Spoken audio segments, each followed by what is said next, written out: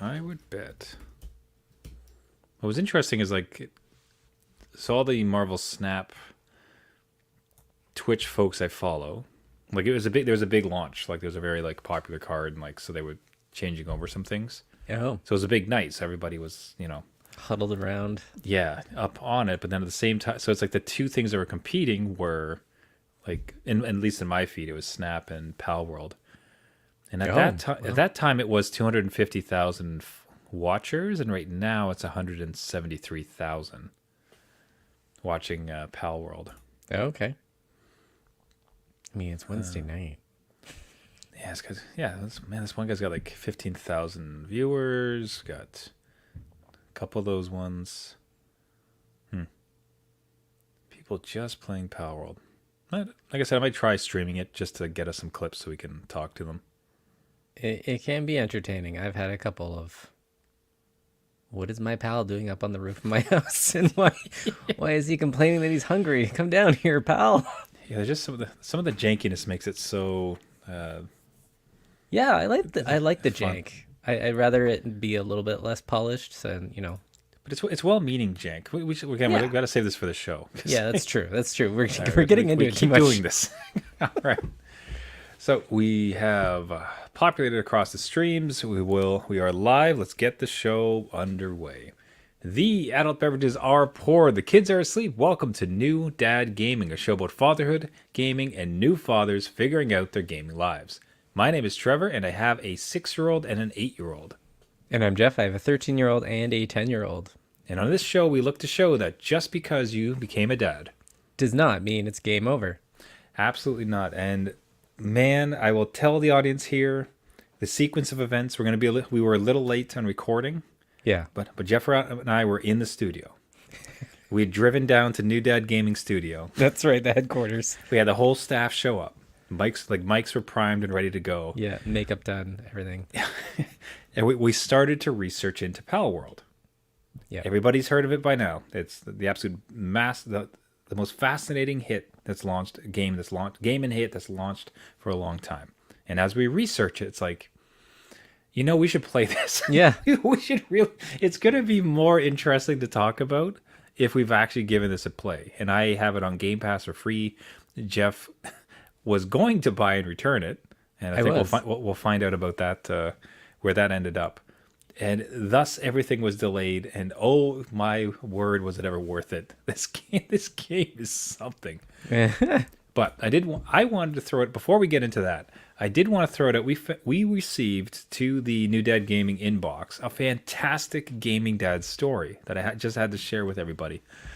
So Gaming Dad Chad writes in. It's hey dads, I'm Chad. I have a 6-year-old. Over the weekend, I set up a private Minecraft server so that my son and I could play in a safe environment without exposing him to the harsh realities of the internet. It has been a huge hit. We built a house with a yard and a collection of animals and even an aquarium. He is loving it. But today, and immediately Dad's senses are going to be going off across the land.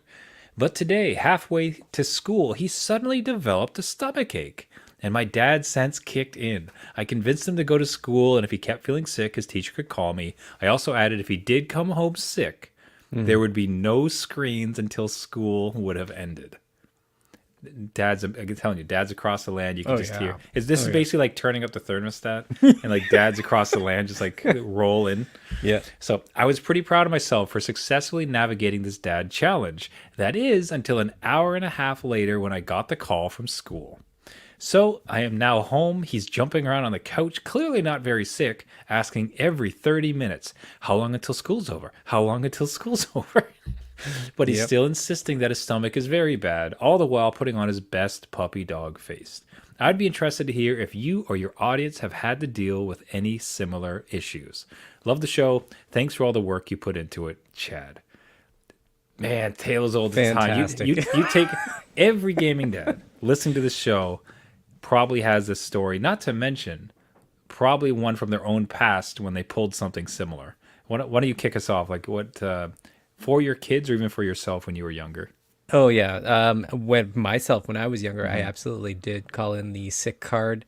I just said I had like, a stuffy head or something that I knew I didn't necessarily have to prove, but it was because I had the Nintendo 64 and GoldenEye, and Oh I my wanted God. to progress to get all like, the big head mode and Course. paintball mode and all that stuff. So I was home doing that. But my kids have pulled the same card on me where they get a new game or something, right? And then all of a sudden, Sunday night rolls around, they're preparing. They're like, you know what? I'm really, I don't know, something's off or whatever. And then they'll wake up Monday morning. They're like, I'm really tired. I don't know what's wrong. I'm like, there's no way. Yeah, it's like It's how convenient. Yeah, exactly. So I don't know about yourself, but Oh, yeah. I've had this happen a couple times. So I can remember it was for PlayStation, and because you have to hit that sweet spot where you're young enough to be home by yourself. Oh yeah. You're not really supposed to be. So for me at that age, it was PlayStation, and there was this game called Extreme, and it was a bunch of character. You could choose a street luge, rollerblader, mountain biker, or skateboarder, and then you just like go all downhill down, in a race. yeah. Oh, it was a Okay. great game. Anyways, hardly got to play it, and then just one day it's like, oh, my stomach. I remember I called my mom at work and told her like, listen, I can't go to school. Oh, I'm so sick. It's like, it's just like that they're busy at work. Like, fine, stay home. The whole thing, eh? Wow, phoned it Whole in. day, the whole day. It was glorious. Man, my kids better not snap on. So of course my kids have definitely like pulled the sickness and like, hey, cool, can I play games? And Right, good, yeah, yeah. good work to Chad. Dad, kudos, because that's hard. It's very simple to say, fine, go and play, because then you can be at home. You're doing your normal job. So double kudos to him to sticking true on it. It's going to pay dividends, I think, because the kid will know not to do it again in future. A similar situation we've been facing is, one kid or the other will have an event. So swimming, sports, like whatever we got to take them to. And the other one will stay home with the other parent. So we split up the job. Split, yeah. The 1-to-1. time, yeah, 101. The way it should be. No, sorry. When the other kid stays with me, what I have done is like, okay, do your homework, go get showered, like brush your teeth, get in your pajamas, and if you do all of that without a fuss, you can come back here. We'll play a game on my tablet, or we'll play Minecraft, or like not. It's not. I don't let them delve into like Roblox or some kind of nonsense game, but it's still video games. Like we'll do a game. Yeah.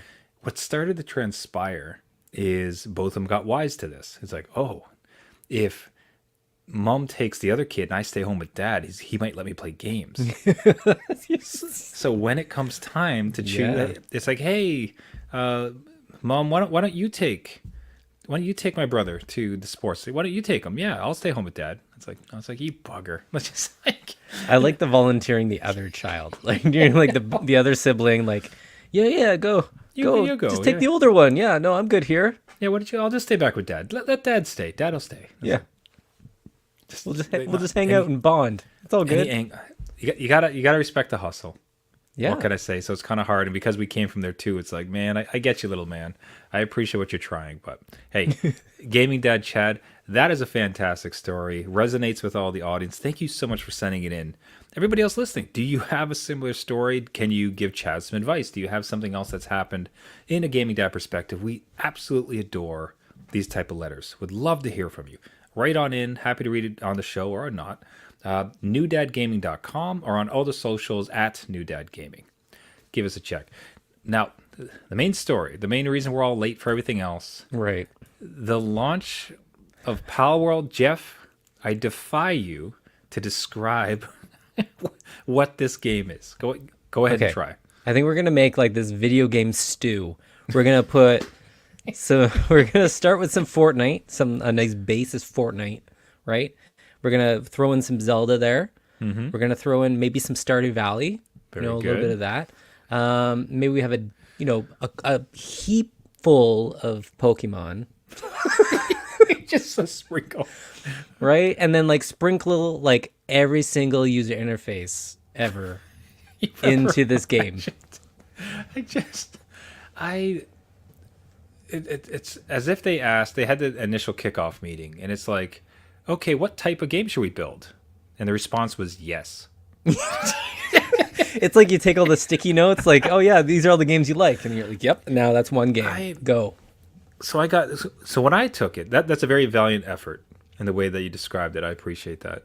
I love how much this defies convention. The way I took it is, it feels very Valheim-esque, as in okay. you're in a wilderness, and it's survival. You got to like hack trees, and like I was surprised at how much survival was in it. Yeah. So you got to get food, you have to cook, you have to build a shelter, and all those other pieces. But then there's Pokemon just randomly throughout, and it's not just also Pokemon. It's like those are a core tenant, a core building block to all the other game pieces. Yeah. Is like capturing them and then putting them to work. Well, That was my favorite part because one of the things I do not like survival games that much as far as okay, hit 6 pieces of wood, build a wall. It's like this is kind of annoying. But right. now it's if you bring in a certain type of pals, they will hit wood and then they will collect it and they'll build stuff for you. Like it's just I was so pleasantly pleased when all of a sudden my captured enslaved Yeah. pals were going through and like building all this stuff for me and being super happy doing it. I know. It's like, again, that's where the Stardew Valley moment came in for me because in that game you progress enough and you get like Junimo huts and these little slimy creatures that help you, get all your farm fields, plowed and harvested and everything. So when you have these pals and they're all assigned to specific jobs to help you out, you're like, look at this. I'm building like a little society. And everyone loves it. As long as you, supply them with shelter and food, they're pretty happy. Yeah, so this game it is a survival game with Pokemon style mechanics, except the Pokemon can be Everything. like recruited en masse. They're able to assist you in building in battle, but it's got those survival mechanisms a la Valheim. Yes. It can be online, so it can be multiplayer if you want it to. It's exploration. There's a undercurrent of a story as far as like there's some. I haven't really gotten that much into it. I'm only a couple hours in. Yeah. But there is a story. You're trying to uncover a mystery. It's a bit adult in some ways. There was like some pretty gruesome descriptions from the first person you spoke with when you walk in about their compatriots dying terrible deaths. Yeah. So it is every idea mashed together where the whole is bigger than the sum of its parts. Yeah, I think again, like you summed it up quite well. There's also just some other pieces I'm remembering was a huge tech tree. There is, I don't know how many levels, but it's got a lot of stuff to unlock.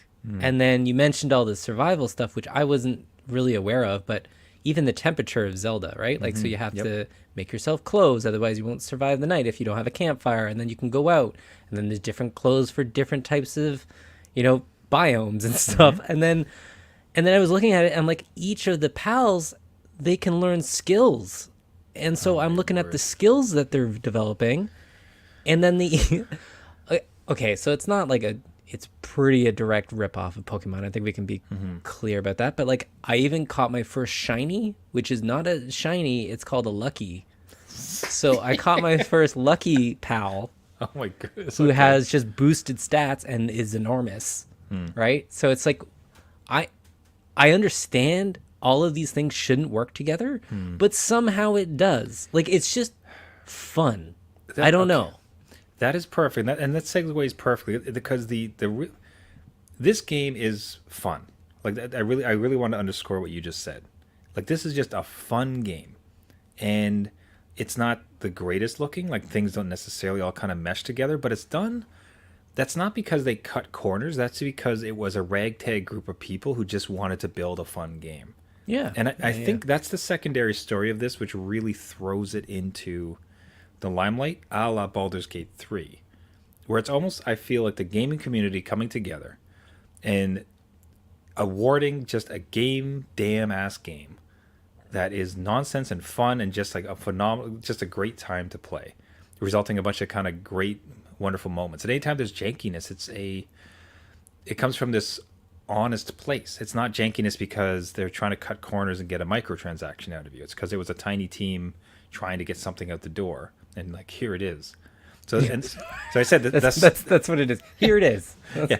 This is important. So the story behind the game is important. And the reason I say that is like, so to give some facts that have come to light about the company. So the CEO worked at JP Morgan Securities before launching a crypto exchange in We're already on to a 2014. good start here. Like we're already going. In 2014, he did this, and then he made a bunch of money, and then used that to build a indie game studio, Pocket Pair, 2015. Yes. Originally, Pal World was 4 people with a budget of $10,000. Crazy. That's how this is not Ubisoft. This is not this is not Bethesda. This is a team of 4 fueled with some crypto money with $10,000. Let's try to build this thing. Okay. Right. The main model developer is a high schooler who the team met because he worked part-time at a convenience store they would go to a convenience store and like get Red Bulls or whatever. It's like, hey, it's like, what do you guys do? You're here all the time. Oh, we're building a game. That's cool. I like building games. Exactly. That's probably exactly how that conversation went down. You're like, you want to build it? Yes, I do want to build a game, and then off he went. He's part of the team. They added guns. So the headline you'll see, it's like it's Pokemon with guns, Right. and that's I haven't gotten to the gun phase as far as crafting I haven't this either. thing. No, yeah. the I'm same a time, bow and it's- arrow stage. But it's not. It doesn't feel like a gun heavy game. A gun to this game is like a bow and arrow to Breath of the Wild. Like it is just a component of it. It's not like a Call of Duty shooter. Right. I guess the delineation I'm trying to say. You know what I mean? So they added guns to be a global success. It had to do with America, and the CEO said Americans like to shoot things.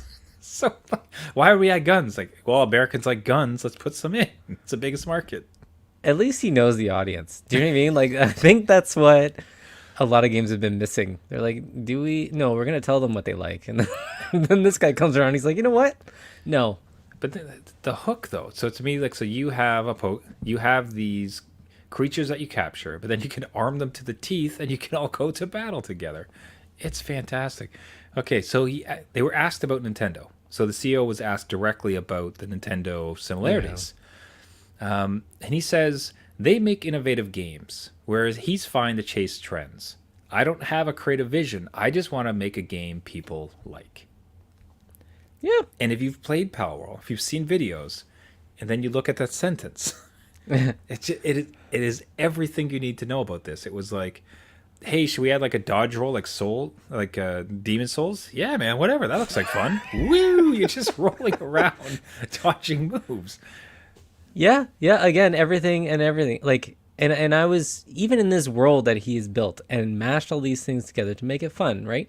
Mm-hmm. You can climb, you can swim, you can paraglide. Anything that you want to do is probably possible with the technology tree, and then whatever else that you need to build to make it happen.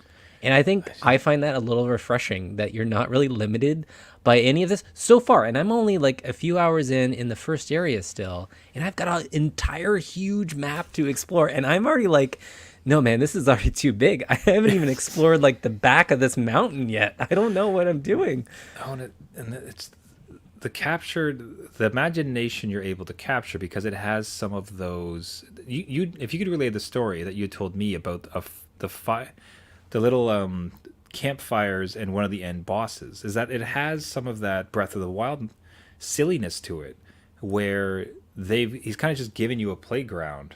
And what are you going to do within it? So if you tell the fire pit story. Yeah, there's this multiplayer game that Palworld actually recognized and tweeted out, and they had a creative way to take down one of the big pals. I don't know the name of them, but they're huge. They have massive health pools, so they're very hard to kind of take down and even capture, right? So these people, instead of having 4 players just try and shoot at this thing, they developed a campfire field where they would lead this, I think it was a woolly mammoth, into and set a flame with all these campfires that would eat away at its health until it got so low that they could, capture it with one of the, I don't even know what it's not a Pokeball, it's a Pal Sphere or something. It was just well done and creative. So again, one of those things where that had to be, like, they had to code stuff in where, that campfire would affect these pals, and how does that happen, and whatever else, you can build more than one, all that stuff, and it's there. And I don't know what else people are going to do with this game, but it seems like again, much like Breath of the Wild, where it's kind of like a playground sandbox, the physics aren't totally Breath of the Wild, but it's there. Like a lot of tools are there just to have fun with. And they've put out a roadmap saying there's more stuff coming. We have more technologies coming. We have more pals coming. We have more areas coming. And this thing is still sitting in early access. And I find it just a not polished, but like stable enough game, even to run on the Steam Deck. I think we mentioned it at the top, right? So it's something that is already hitting Steam Deck capability and giving people like me a chance to play something like this. It's just quirky fun. It's just a feel good story. Like much like it is so akin, and it's really for us gaming dads. We came from a time when the entire game was on the disc. The game as shipped was the game. Yeah. So there was very seldom a game breaking bug. It was crafted to be played, enjoyed, finished, and then perhaps traded or however it went. Like it. So we come from a time of almost like a earnestness where we're shedding the days of the arcade conventions. We're getting into more interesting games, but it was I don't want to like be too nostalgic about it, but there's some real artistry to it as far as like we're going to craft like interesting, fun stories. We're not going to take ourselves too seriously. Like, what do you want to build? It's a raccoon, but it's also a robot, and he's going to shoot jellyfish. Like, boom, ship it. Yeah. Fun game. You know what I mean? Like, there's no restrictions on, we need to be taken seriously. And so, and this earnestness, everything. We came from that generation. This game, again, was very much a group of buddies that's like, hey, let's build a game. I've always wanted to build a game together. And they just kept working and they just kept making it happen. And despite all the limitations, despite all the shortcomings they might have had, and up against absolute behemoths, like Starfield released an update recently, got very little press coverage compared to this God, game. you're right. I totally Did you forget about that? I forgot about that. I didn't even see it. I didn't even. I haven't played it yet. I've been more interested in this one, and I bet that's a lot of people. So these guys have attacked Titans and the absolute core product of it, and I think it shines throughout. The quality's not. It doesn't have, like you said this a few times. It doesn't have every single piece of polish. But I think why this is reassuring to gaming dads about gaming's future is two of the greatest games that have gotten all the attention and absolutely did blockbuster during their sales was Baldur's Gate, which comes from a better, like an actual kind of true game studio, but Yeah. a slightly smaller one, but a complete, just unbelievable, fun, silly, amazing game.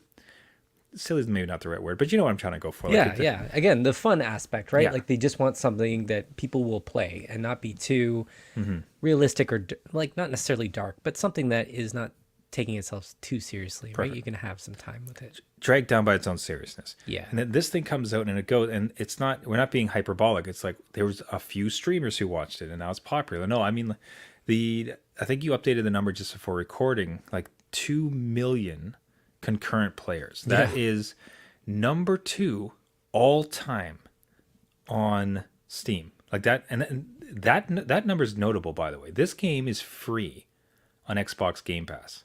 Right. Yeah. So and not to mention it's on consoles, like it's everywhere else, but on Steam, just Steam alone, 2 million concurrent players, the second most, only behind PUBG. Yeah. And what do you say about this? Like It's just amazing. so great. And I think more is to come because again, just from the gaming dad perspective, my youngest, the 10-year-old, was looking at this game with interest, right? And that kind of gave me the pause with all the guns that come in later. But again, it's nothing like it's Fortnite level, which they've kind of been into themselves. So it's more about just me playing through this game, seeing what it's all about, and then maybe handing it over and seeing what they do with it. But even they're interested. So once it hits kind of like that age group, let's not say as low as 10, but wherever people are comfortable, even 12-year-olds and up, let's say, that's quite an audience to pump this out to and have them have fun. And then the mods will come in. I know we'll get unofficial mods, but like stuff to add to the game and all that stuff where this thing is really already taken off. And again, from New Dad Gaming, it's an easy one to pause and log out at any time. It auto saves all the time. Every not minute. a problem to put down. Like honestly. And because there's a general story, but it's not like you don't have to come in. I can't tell you the number of times I've started Final Fantasy 2. Oh then, yeah, and then I would arrive back a month later, and I'm just staring at the screen like, what am I supposed to do? And I just have to restart again, Yeah. right? Yeah. But in this one, there's no like path that you have to be following. Kind of remember, there's just like chores to do and things to build and creatures to catch, and like let's go over to this part of the map. Like you just kind of play in it. So I think it's be very sessionable in that sense. And like you said, the saves are so generous. Like it's just constant. I don't. So it's cool. So you think you'll introduce it to your kid? Yeah. I think I'm not so worried about the violence because it's kind of cartoonish, even a bit more so than Fortnite, I would say. Honestly, it's more about the complexity. There's just a lot going on. There is a lot. I think I'm pretty sure they would bounce off of it because you have to manage, like, I need resources, but then my pack holds this much, and I gotta go back and I have to have a fire, and then like it's just there's so many things to read and understand. I think I'll give them a pass for a bit to see where they land. Yeah, that's a fair assessment because there is, again, it's not quite polished, right? So it's like a lot of those menus and stuff. Sometimes it's hard to find what you're supposed to be doing or going to what the requirement is for some things. So I can understand that for sure. One thing I didn't want to hit on before we move on was they have weapons that degrade, and I was wondering your thoughts. So it's like that was always the biggest hang up with Zelda when things break and you're just like, well, now what? I'd have to see. I suppose. God, I hate is the stupidest thing. I'll have to see if there's like a hack. Well, it's not even Steam. I don't know if I can. I didn't buy it. I got it off Game Pass. I don't know if I can hack it because God, I hate degradation. It's the stupidest. Yeah, it's pretty generous again, and I don't know if the difficulty levels turn it off because there are difficulties, right? So that might turn off some of the stuff. Let me see if I can Google something. I think I chose, and by the way, I chose the not a lick of shame. I chose the casual difficulty because I don't, especially this, because one thing I noticed is if you die in casual, you don't lose anything. So if you're carrying stuff, like they just die with you, and you get them back. Oh, okay, yeah. So I'm on the mode where you die and it just stays there. Okay, yeah. So you have to go get it. Pa World difficulty settings. Let's see here. We are going to Google something, which makes for a good audio podcast. Okay, so we have casual. As the name suggests, this setting fits players looking for a more beginner-friendly and relaxed experience. Resources are abundant, whereas catching and battling pals are much easier. Players have no penalty when they die, meaning they get to keep their items. Normal is more balanced, perfect for those who love a bit of a challenge. Drops are significantly less, so gathering resources will take more time. Pals take longer to beat. You drop items on death. Hard is put your survival skills to the test. Oh no. Take more damage from hostile pals. They're harder to catch and you gain less XP. Resources are also scarce and take longer to get. Dying is one thing you'll want to avoid at all costs as you'll lose all your pals and inventory. Oh my god. Okay, Yeah. I'm not gonna play that one. But it's nice to like that they actually even thought of difficulty levels, right? Yeah. Like, Yeah, I haven't seen the weapons be too important a thing. And it's like repair packs. I think it missed one point where nothing of yours will break. It just needs to be repaired. it just lowers the damage on it, so it doesn't shatter like Zelda, where you're like, well, Yeah. I'm not using that sword anymore. Like it's gone. Yeah, here's this gorgeous glowing sword of like the almighty high wind ruler. Oh, it broke. Hope you didn't like it. It's like, That's thanks. it. Oopsies. Whoops a daisy. Yeah, yeah. So there it is. We had to play the game before we came on this last episode because there's just so many facets to this it took the gaming world by storm, but it's done so because it's just a blast. It's fun. It's silly. It's the story of its making is fascinating. Like everything about it was just like it. I don't know. What's your end summation? Like, how do you feel about this story, about this game going? Because generally, like, I'm so happy it exists. I'm so happy that it blew up, and it just shows that if you and your buddies want to get together and build a thing, and it's awesome, and people like playing, and it's fun, like it can make an impact. And I think that can save the gaming industry without being too hyperbolic. Like again, I will echo all that. Where it was just like this was something that just refreshed the gaming landscape a bit. I think I even said, last year's Vampire Survivors was like that kind of feel to it too, right? It's just something a little bit silly, a little bit out there.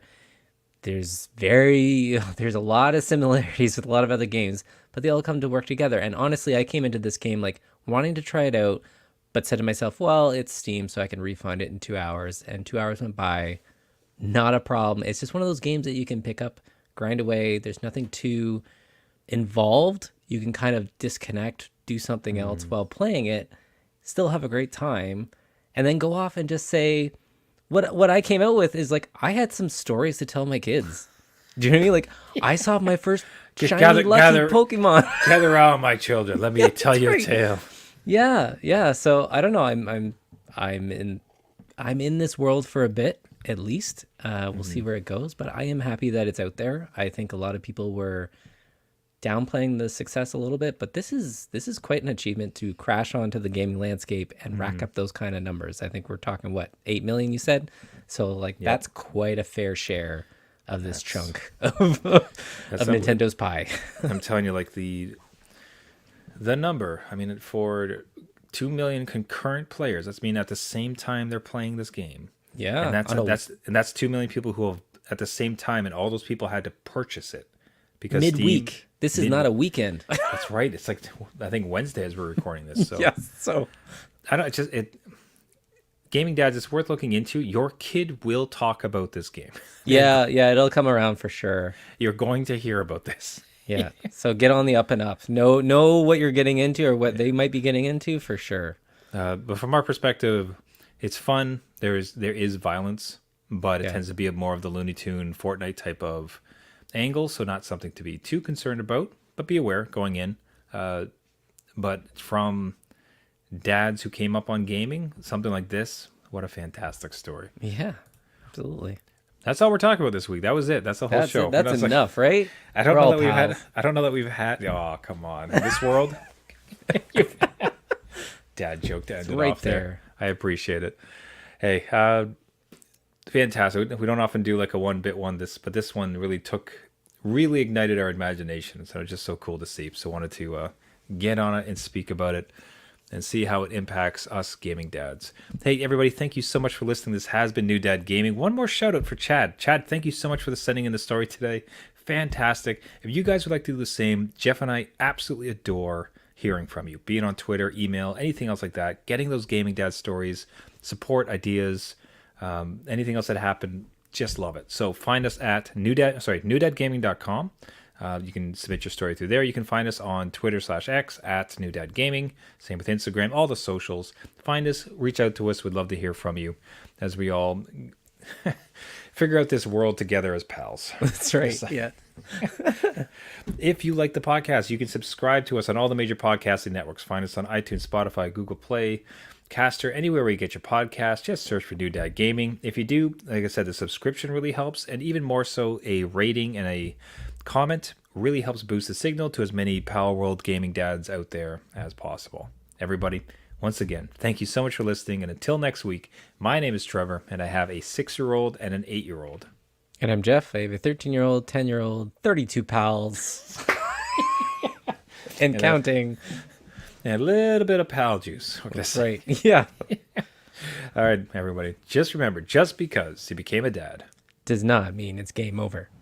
All right. See you next week. See you later.